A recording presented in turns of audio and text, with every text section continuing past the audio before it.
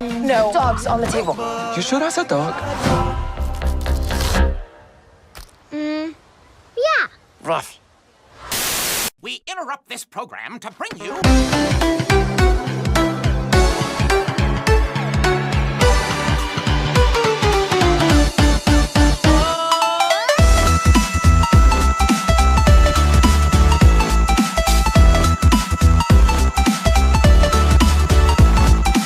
All right, everybody. My name is Kevin. And my name's John. And we are the Real Movie Guys. And welcome back to another episode of The Real Review, the series where we review and discuss all your favorite movies. On today's episode, we're taking a look at Lilo and Stitch, the live-action 2025 remake. A lonely Hawaiian girl befriends a runaway alien, helping to mend her fragmented family. Here we go, John. It's been I think this is the first time on this channel I think I've actually ever talked. Well, Cruella, does Cruella count? That's not really like a live action. That's not a live action remake, though. That's kind of like true. It's a side story. So this is the first Disney live action movie I think I've talked about on the channel. I've been trying to avoid it for a very long time because I just don't think they're good. And I don't think they contribute anything to the zeitgeist of Disney movies.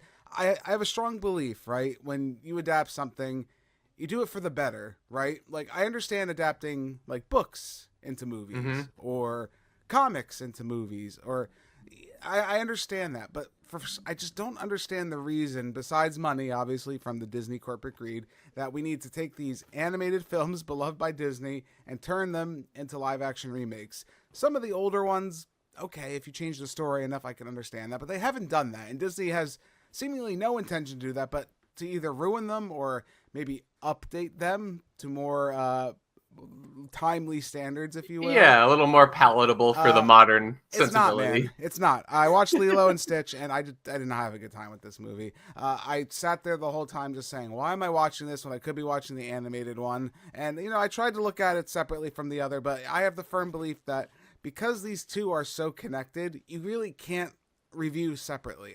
I can't look at this live action version separately from the animated one because it essentially is just a remake of that one, right? I know people do that with books and game adaptations and all that. You try to separate the two. This one I can't because it's blatantly is like a copy of that. And to be honest, man, I just sitting here the whole time, it was fine, I guess, if you want to say that. It was probably the most fine out of the ones I've seen, out of the live action Disney remakes. But overall, I don't think it really was for me. How about you, man? What'd you think? Yeah, I think so. When you were doing the summary saying that it's about a young Hawaiian girl teaming up with an alien to mend her fractured family, right? I think the two parts of that statement are very obvious when you're watching a live action adaptation of something kind of fantastical. Right. I think that the fractured family part worked pretty well. Sure. I thought that the young actress who played Lilo was very good for what she was there to do, which is be a cute kid. I would give her flowers. I think this is Maria Chiola. I'm sorry if I said that wrong, but this was her first role too, and she knocked it out. She was a good live action Lilo for what it was. She was good, and I thought the older sister was very good. Actually, I thought that she showed a lot of emotion, good acting. She really conveyed that this family's in trouble, more so I think than in the animated feature. But I think so. I had a sense of a dire situation more in this because you can relate to a human more than you can kind of well, at least I can, than an animated character. But on the other hand, the kind of beauty of the island and the fantastical nature of the alien and the spaceships and everything that's going on in that way, it's not the same at all to see that in this live action movie. And I think it's just not a very good fit. The human drama worked fine, but the adventure, the fun, the action, the craziness of it, it fell flat a little bit. I'm going to shoot the signal flare out there right now. Spoilers from this point forward, I think. It's going to be one of those things I think we kind of have to talk about. Again, in my opinion, at least, when I discuss this movie, I have to talk about it in connection to the animated one. Say whatever you want, Sure. Kevin. You should be unbiased. Review them separately. I'm not going to be able to. It's just not going to happen. So I'm going to talk about them in comparison going forward. So there will be spoilers for the animated if for some reason you've never seen it at this point, and the live action. I think, right, and I think it's impossible not to compare the two because the plot is almost identical. Yes. There are a couple changes that they make to make it fit a little bit better with the live action. So let's start there. I think that's the most important part. So let's start there. So like you said, for the most part, let's say 90%, let's give it 90%, I think is fair. 90% of this movie is identical to the animated film. The opening was almost identical, which is kind of funny because that's not even live action, that's CGI, which Disney, I guess, doesn't really understand the difference between the two. Looking at you, Lion King and Mufasa. But yeah, so again, it opens exactly the same. So by the time we get to the end of the movie, the ending is very different, and I think that's probably where I have the most hang up, which we will talk about that probably towards the end of the reviews. We'll save the end for the end, why not? But throughout the rest of the movie, John, do you think that the changes that were made in this movie benefit the original story that was told in the animated version? Did they heighten the original story from the first movie? No, and I think one of the most noticeable changes was having the alien creatures that are pursuing Stitch be inhabiting human actors, and they're just humans, albeit awkward, weird humans, for the majority of the movie, unlike in the animated film, where they are aliens in disguise, but still clearly aliens to us. Right. The problem is that would not have worked in live action because they clearly wouldn't have been people. Right. It's kind of a funny thing for viewers in an animated setting, but here they kind of had to make them convincingly human, so they became humans. Right. And that's true. No, that's true though, because and then you see like someone like Zach Galifianakis, which most of the adults watching this movie will know who that is when they go to watch this movie. He's the main villain. Jumba actually ends up becoming the main villain in this movie, and that felt like a disservice right away by the time we got to the end of the movie, because in the animated, that was such a powerful thing that he really wasn't a villain. He was just trying to get his experiment back, and then he realized how he was able to change, and he could love again too, kind of. He could find his own family. Even Pleakley, which he was played by Billy Magnuson in this movie, which I thought he was actually funnier than Zach Galifianakis, man. Like, yes. What the hell was that Zach about? Galifianakis was like the straight man, was he sort just of like, in that was relationship. Just a paycheck for him? Did he just like sign like in blood with the Disney contract overlords and be like, all right, you got me for like 3 movies. Let's just do it. I need to pay off some debts since Hangover. I spent a little too much money. That's what it kind of felt like. I felt like he was just kind of there for a paycheck. And I like Zach Galifianakis. Everything he's done, even in his like minor bit roles, like Between Two Ferns and stuff like that. I think that's really funny. And he's a comedic genius. And just seeing him in this movie playing Jumba, and it just didn't work. Especially when Jumba opened his mouth. I have to say, when he was CGI, I didn't care for Zach Galifianakis' voice coming out at all. No, it was odd, and it was kind of Zach Galifianakis doesn't really have a distinct voice, and it was kind of one of the earliest. It's like me talking. Odd things about exactly. It was one of the earliest odd things about this version, where it's like, where's that thick, rich Russian accent, right? Like it was silly, so much fun. Right? It adds to the fun of the movie, and not even just the fun of the movie. So one of the big things in this movie, I personally felt like, I know you had brought up the emotion. You felt like the people gave it more emotion. I gotta disagree with you, man. I think I felt more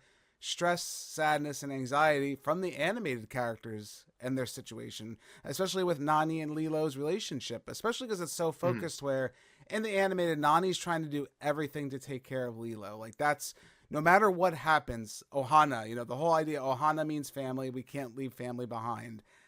I don't really get that emotion so much from the live action movie. It's almost like, yeah, Ohana's important, but so is like everything else going on. Like you have to face reality kind of. And maybe I'm just a dreamer at heart, but I kind of like the original Disney message a little bit more when it comes to that. Even this a simple thing here, and this might be a nitpick, so pardon me. I'm going to say that again. Pardon me here. So the fish, right? Lilo has the fish that she constantly feeds the sandwich to because he controls the weather. in the live action, they talk about Lilo and Nani's parents. They just said they died in a car crash. I don't think no, they don't even say that. They died. They actually don't say how they died in the live action. I think I picked up maybe somehow they did. on Maybe the they same hint that it was a vehicle related. But, right, they didn't elaborate on one thing. And again, kids probably don't care. This is probably more of an adult thing, but I actually do appreciate it, is in the animated, they specifically say they died in a car crash due to bad weather.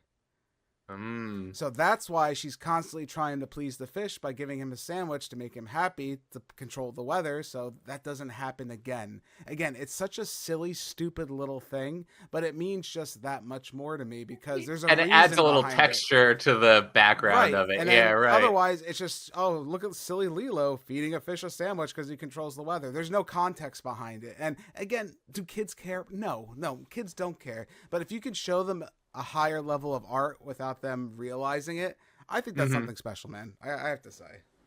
Sure. No, that's a good point. And, you know, I did think that the actors did the best they could with what they had in this rendition of Lilo and Stitch. Sure. But I didn't have the reaction watching it that I had when I rewatched the original Lilo and Stitch the night before, which is, this is a really good movie. It is. You know what I mean? Right. Where it would just hit you in the moment, like, this is good. I'm really enjoying this. Right. You know, this version, I found things to enjoy, but it was just like, oh, that's pretty good. You know, like you would hit upon something that seemed pretty good, and that was what you're holding on to. It's like your connection to the original is where you're finding the enjoyment out of this movie. Right? That's how I felt like it, at least. I'm like, oh, I'm seeing Stitch do this in live action, like fighting with Lilo and being silly and whatever. Because I've seen it before, and now I'm seeing it in real life. There is a charm to that, and for what it's worth, the CGI actually is pretty decent in this movie. Stitch's CGI specifically. He looks good. Yes. He looks good. They paid their artists, apparently, Disney, in this movie. They did a good job. So congratulations to that.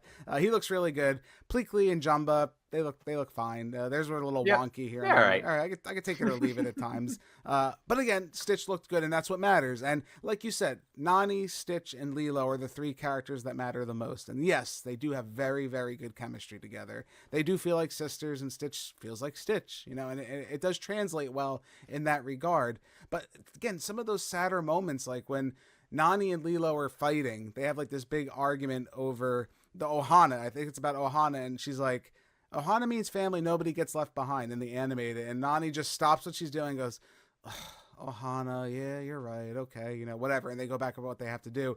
In the live action, they have that same scene, but she stops and goes, Ohana, that's not how the real world works, Lilo. You have to wake up and move on. That's not what I want.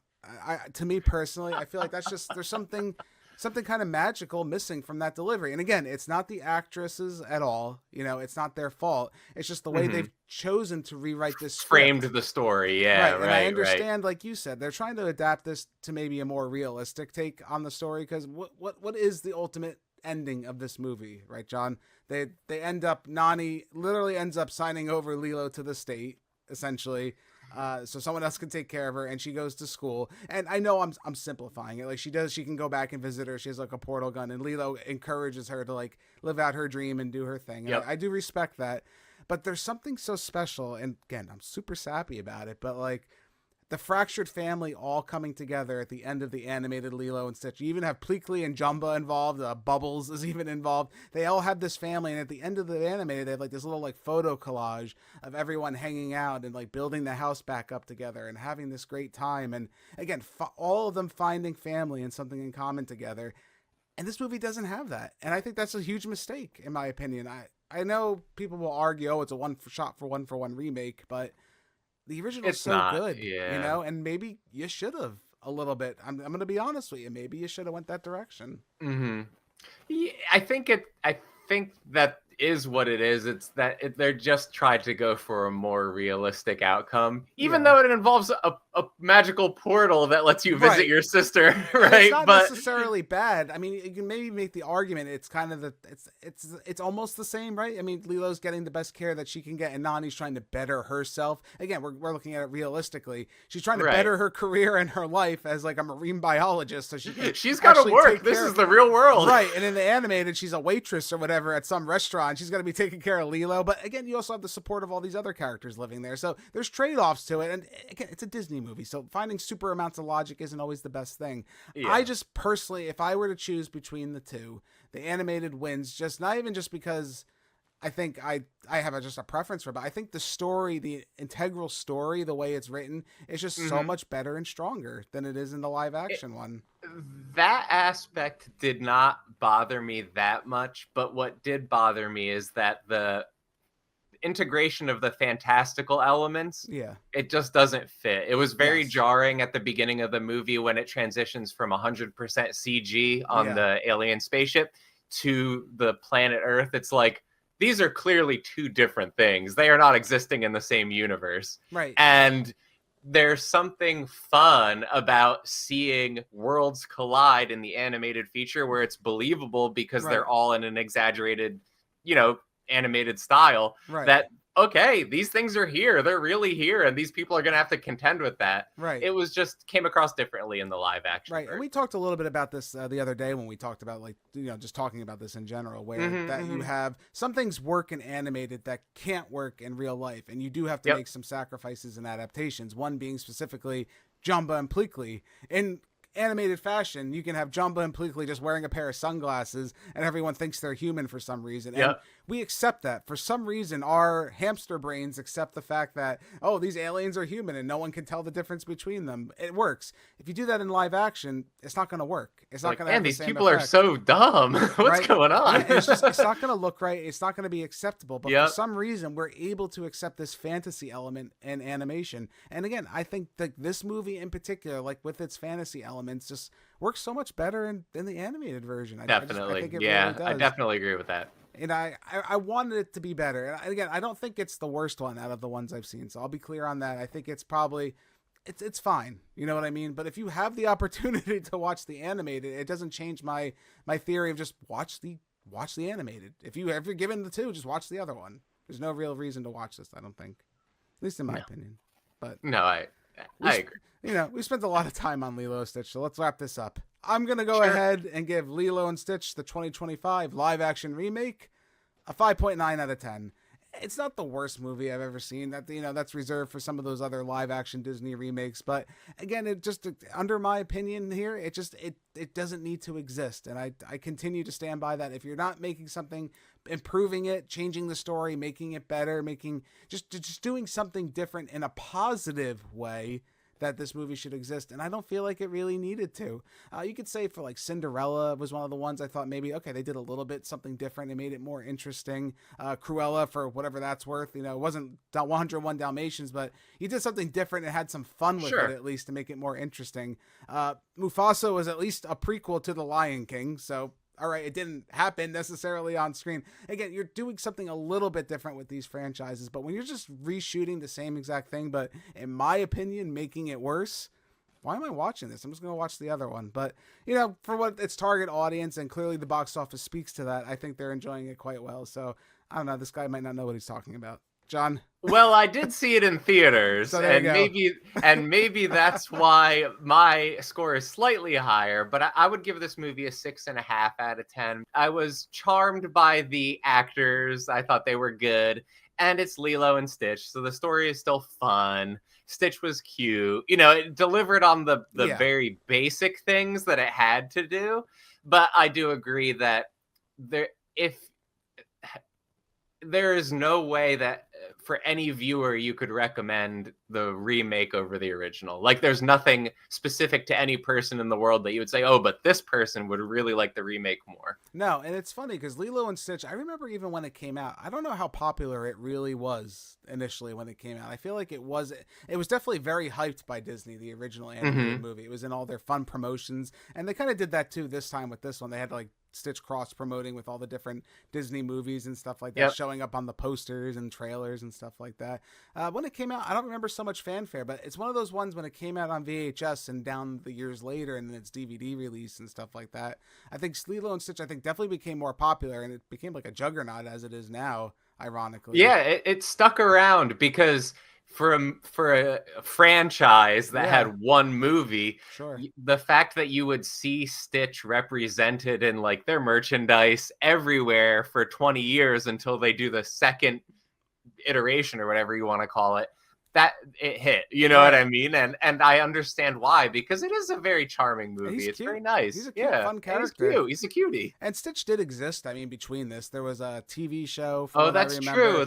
And there was a second movie. There was a second, like Stitch Has a Glitch. Yes, you're right. Wow, I'm totally forgetting all of that stuff. I don't know if I don't know if I ever watched it. Maybe that's something for future Kevin to go and check out. Maybe. Yeah. Wow. I think that says something though, that I don't think I would be alone in saying, there was just that one Stitch movie, right? Yeah, I know, right? There's just that one, and it's the fact that you're actually saying that just kind of lends it more to it. Like maybe it just wasn't that memorable, but again, it's another Disney live action remake.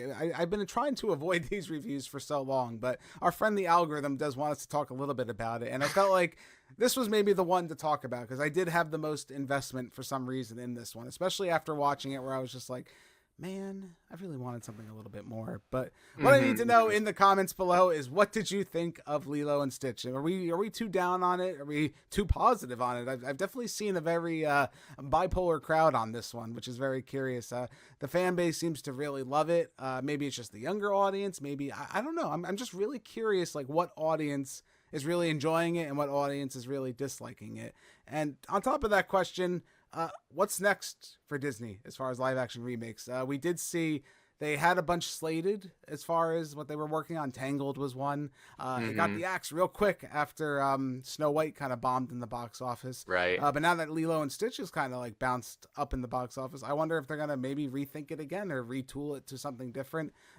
Predictions down below. I'm just curious what people, if you really are interested in these live action remakes, what would you want to see? I'll throw one out there for you. Let's make Treasure Planet a thing. You know, that was a fun movie. Oh, right? Bring it back. Let's go some CGI, man. We got it now. We got the technology. Why not? Why not? If you're gonna make all these other movies with these live action movies, let's make Treasure Planet one, man. I'm ready for that. I'll watch that anytime. Cast The Rock somewhere in it. Just throw him in there. He's got to be. He can be the main character. He could play a young boy. He can get over it. Was it Taylor Hawkins or whatever he is? He could do that. I got it. Yep. I think he has it in him. On his surfboard surfing the galaxy. Let's do it, man. Yep. We got this. But all seriousness though, let me know in the comments below what you guys think. Make sure you leave a like, subscribe, do all that jazz. My name's Kevin. That guy's John. We are your real movie guys. Real guys, real movies, real thoughts. We'll catch you in the next one. If you guys like what you've seen here today, consider giving this video a like and leaving your thoughts in the comments below. If you want to stay up to date with everything Real Movie Guys related, make sure to hit that subscribe button and check us out on Instagram, Twitter, and Facebook. And don't forget, all you audio listeners at home, we are available on many podcasting platforms. Just search The Real Movie Guys, you should pop right up. Thank you again all so much for joining us on this episode of The Real Review. We are The Real Movie Guys. Real guys, real movies, real thoughts. Catch you next time.